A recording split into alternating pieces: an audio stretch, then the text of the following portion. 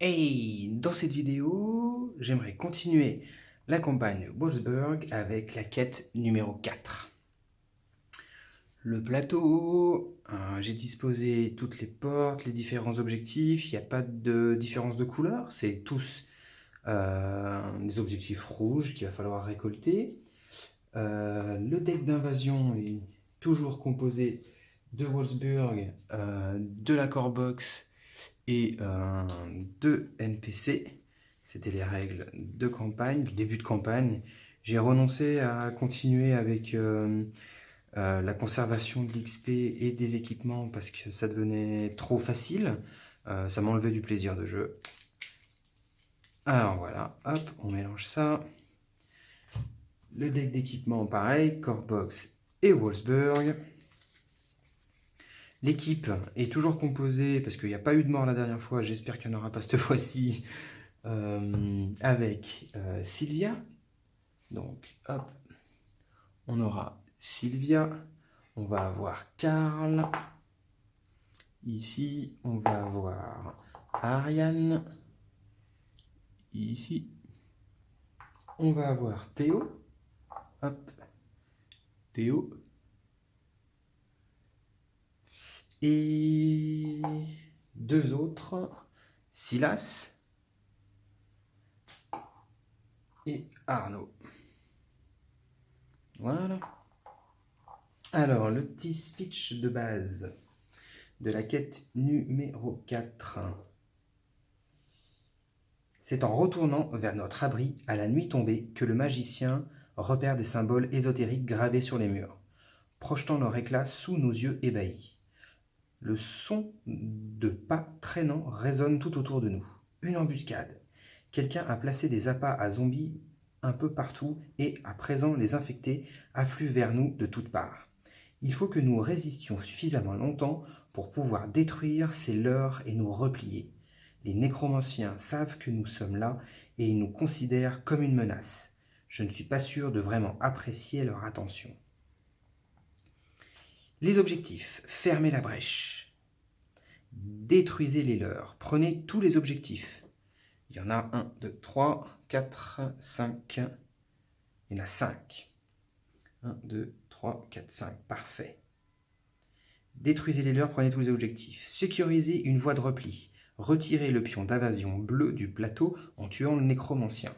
Puis amenez au moins un survivant dans chacune des tours. Donc ici et ici. Ok, règle spéciale. Appât à zombie. Chaque objectif donne 5 points d'expérience au survivant qui le prend. Ok. Libérez le passage. Le pion d'invasion bleu représente le point d'étranglement des nécromanciens. Détruisez-le pour de bon. Le pion est actif dès le début de la partie et peut être retiré en utilisant la règle standard des nécromanciens. Ok. Donc, pour cette partie, j'ai pris le vert, mais bon, voilà, on s'entend bien.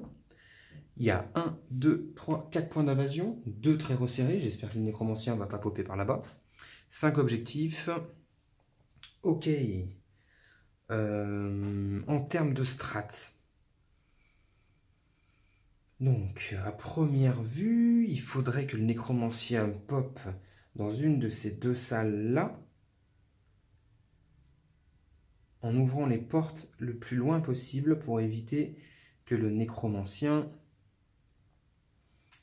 fasse popper en chaîne des zones d'invasion et que l'on perde la game. Parce que je le rappelle, une fois que 6 zones d'invasion sont en jeu, on a perdu. Et il y en a déjà 4. Ok. 1, 2, 3, 4. Ça fait quand même un peu lucky d'ouvrir celle-ci en premier et dans les 4 premières cartes de faire popper un nécromancien. Remarque, toutes les parties, généralement, au début, je fais popper une abo. Par contre, si je fais ça, les invasions vont se remplir et cet objectif-là va être très compliqué, même celui-ci d'ailleurs, va être très compliqué à gérer. Alors, après, celle-ci comme porte de sortie pour celle-là, mais... Ouais, je vais aller chercher ces deux extrémités, me retrouver là, ouvrir ces deux-là. Ouais, je vais faire comme ça. Et je vais tuer les nécromanciens au fur et à mesure. Et je compte tuer les nécromanciens en milieu de game, voire endgame à ce niveau-là. On essaye? Allez, c'est parti. J'utilise toujours mes pièces naines pour indiquer que mes joueurs, les persos ont joué. Je ne l'ai pas dit, mais Sylvia a une épée courte en point de départ, Karl une explosion de mana, Ariane une épée courte, Théo un marteau, Silas bien évidemment un arc court et Arnaud une épée courte. Allons, donc...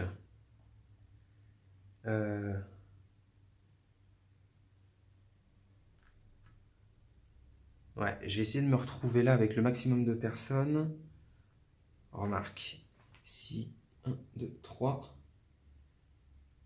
1, 2, 3, et c'est le vrac.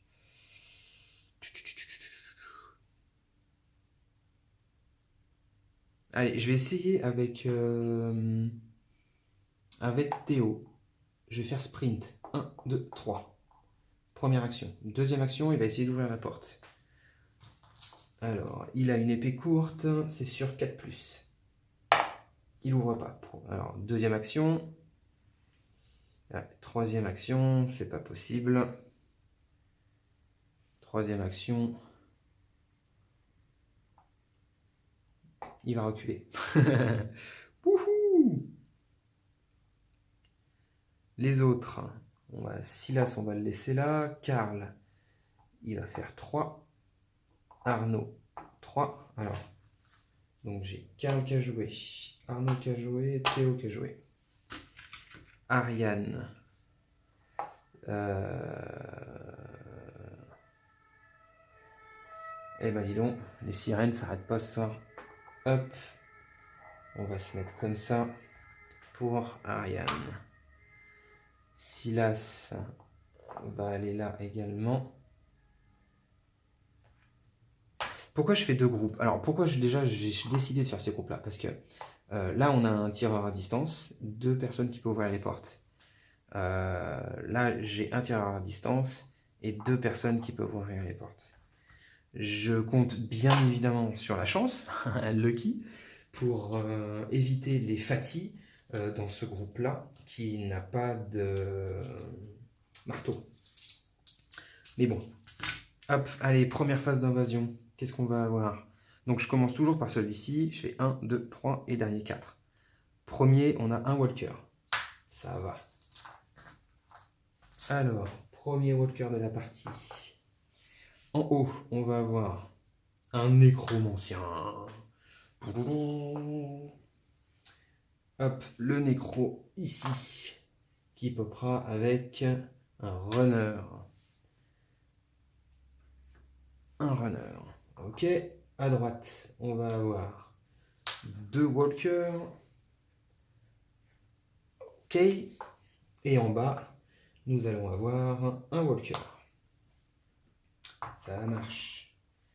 Allez, tour des héros. On va déjà s'occuper direct du runner et du nécromancien. Hein. Donc, Silas va essayer de tirer.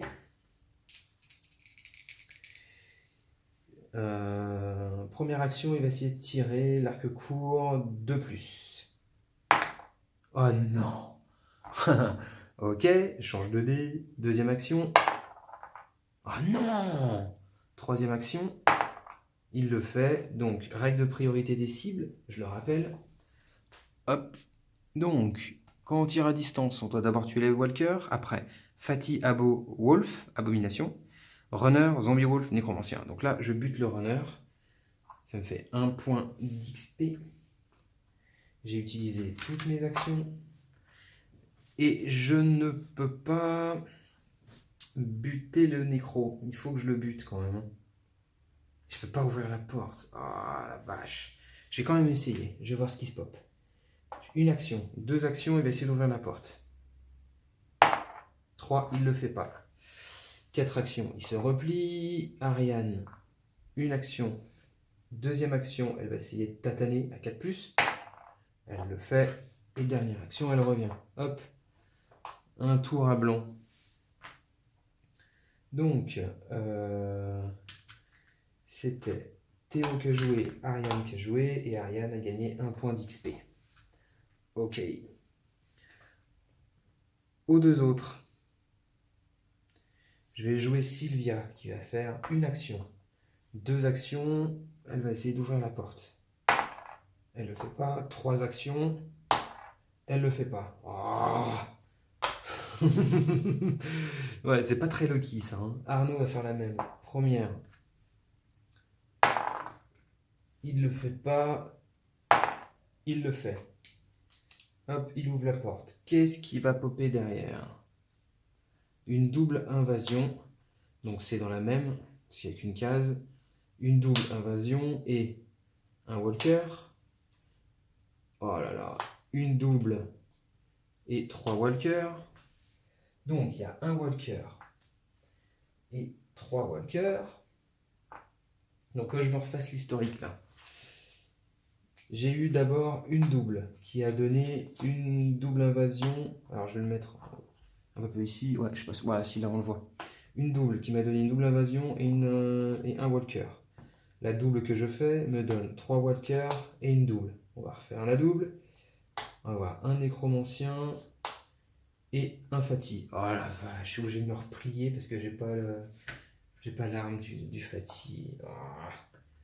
Et le nécro qui va popper ici avec une double. Oh, mais l'enchaînement quoi.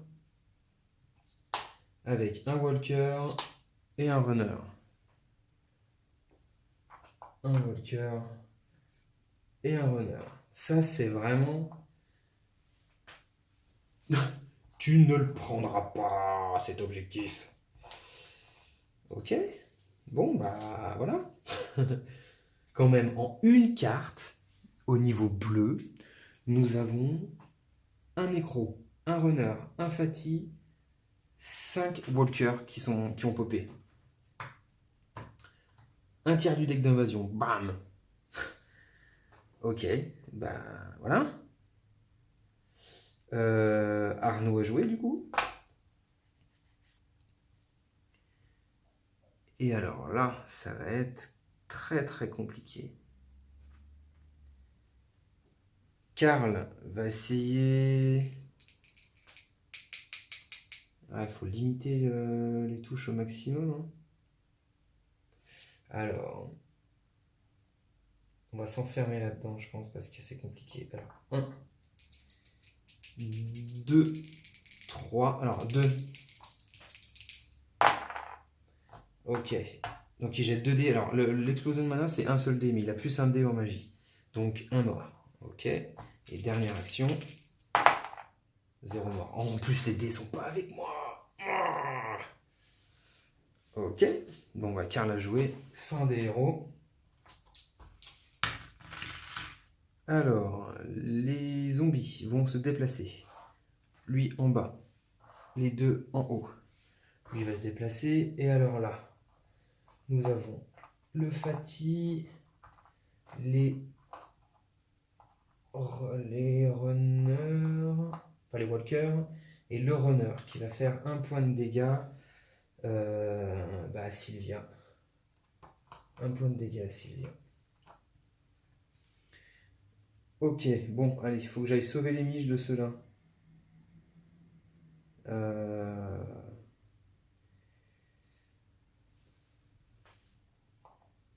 Théo va sprinter. 1, 2, 3. Première action. Deuxième action. Et troisième action, il n'y en a pas. Non, il n'y en a pas. Ok. Donc Théo a joué. Ariane va faire 1, 2, 3. Ok. Et après Silas. Silas va essayer de tirer sur les walkers. Première action. Oui. Deuxième action. Oui. Troisième action. Il vient ici. Ok, il en a tué 2. Au moins c'est déjà ça. Il prend 2 XP. Ok. En haut, on va jouer Sylvia, qui va jouer directement ces 3 actions, 3D, à 4+. Oh, que des loses. Bah. Arnaud, ces 3 actions. 2 morts, on va tuer le runner et le nécro pour enlever cette zone.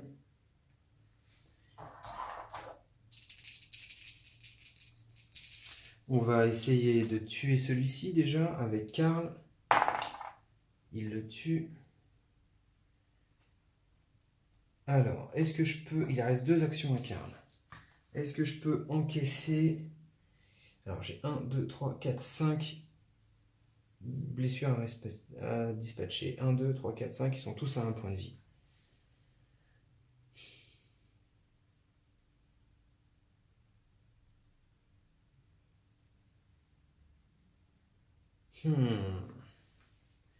Je sais pas quoi faire. Tous à 1 point de vie, c'est compliqué. Hein. Vraiment.